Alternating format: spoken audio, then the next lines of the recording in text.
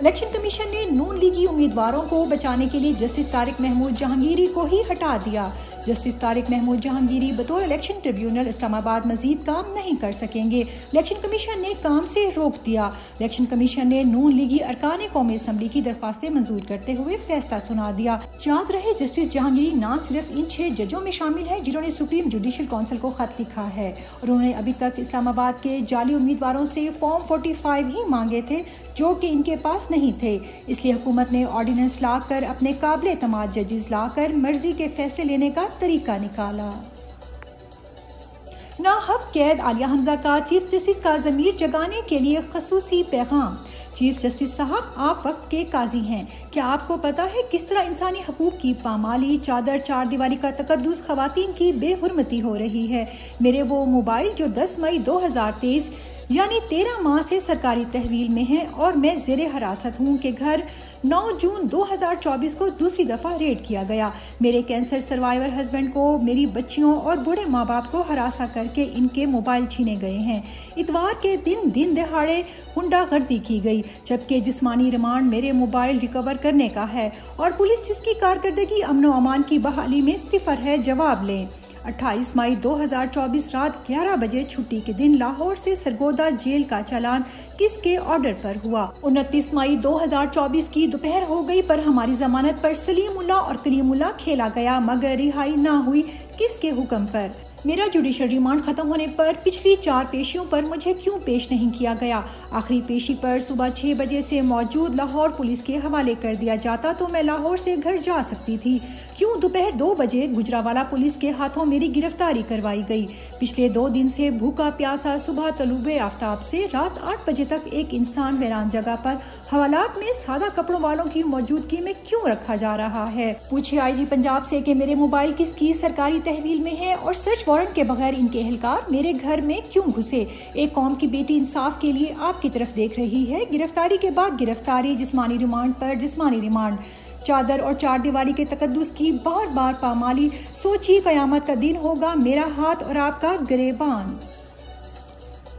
सनम जावेद के हौसले के आगे मरियम नवाज की बर्बरियत जारी।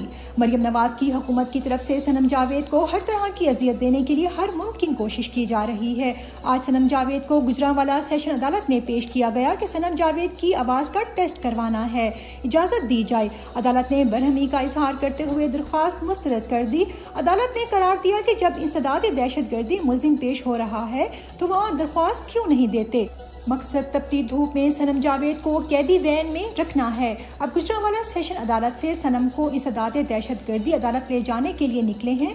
2 मिनट का सफर 1 घंटे में भी तय नहीं हो सका। शहबाज गिल के गैर सियासी बड़े भाई को भी गिरफ्तार कर लिया गया। ये खबर खुद डॉक्टर शहबाज गिल ने अपनी ताज़ा ट्वीट में दी है और कहा है कि मेरे नाकर्दा जुराइम के बदले मेरे बड़े भाई गुलाम शबीर साहब को कल लाहौर से अगवा कर लिया गया है। वैसे सियासत कोई जुर्म नहीं, लेकिन आजकल क्योंकि बना दिया गया है तो बताता चलूं कि मेरे भाई का सियासत से दूर दूर तक कोई लेना देना नहीं। चंद दिन पहले एक बहुत ताकतवर शख्सियत ने मुझे फ़ोन पर धमकियाँ दी और इसके बाद मेरे भाई को अगवा किया गया। मुझे पता था और है कि सच बोलने के नताइज भुगतना पड़ेंगे, लेकिन मेरा अल्लाह पर ईमान है कि अल्लाह जो करेगा बेहतर करेगा। किसानों के पास खरीफ की फसल के लिए सरमायाकारी के पैसे नहीं हैं। नाअहली और बद इंतजामी की वजह से अब किसानों के पास खरीफ की फसलों में सरमायाकारी के लिए पैसे नहीं हैं। अगली फसल में पैदावार शदीद गिरने वाली है। 30 लाख टन गंदुम पहले से दरामद क्यों की गई, वो भी ऐसे वक्त में जब आपके पास डॉलर नहीं है? ये बहुत अजीब बात है। हफीज पाशा, माहिर इक्तिसादियात। मोहसिन नकवी और नून लीग जिल्लत की एक और पस्ती में गिर गए। Senate opposition leader Shibli Faraz का घर गिराने के लिए कठपुतली हुकूमत मुतहरिक, घर गिराने, खानदान उजाड़ने और अगवा करके नफरतें ही बटोर रहे हैं, लेकिन अपने मकासद पूरे नहीं कर सकते। शर्म का मौकाम है। 9 मई का बयानिया एक बार फिर झूठा साबित हो गया। सरगोदा की इंसदाद दहशतगर्दी अदालत का अहम फैसला, मियांवाली के 2 मुकदमात का फैसला सुना दिया गया। PTI के तमाम कारकुनान बरी, एक मुकदमा में 35 और दूसरे में 25 अफराद शामिल थे, सब बाइज्जत बरी हो गए। अहमद फरहाद केस में एजेंसियों की एक बार फिर पेशी। इस्लामाबाद हाई कोर्ट ने अहमद फरहाद को जबरी तौर पर लापता करार देते हुए वफाकी दारुल हुकूमत में लापता अफराद के तमाम मुकदमात को यकजा करते हुए लार्जर बेंच के सामने पेश करने की सिफारिश कर दी और क्रिमिनल जस्टिस कमेटी के इजलास में ISI, MI और IB के सरबराहान की शिरकत का हुक्म दे दिया।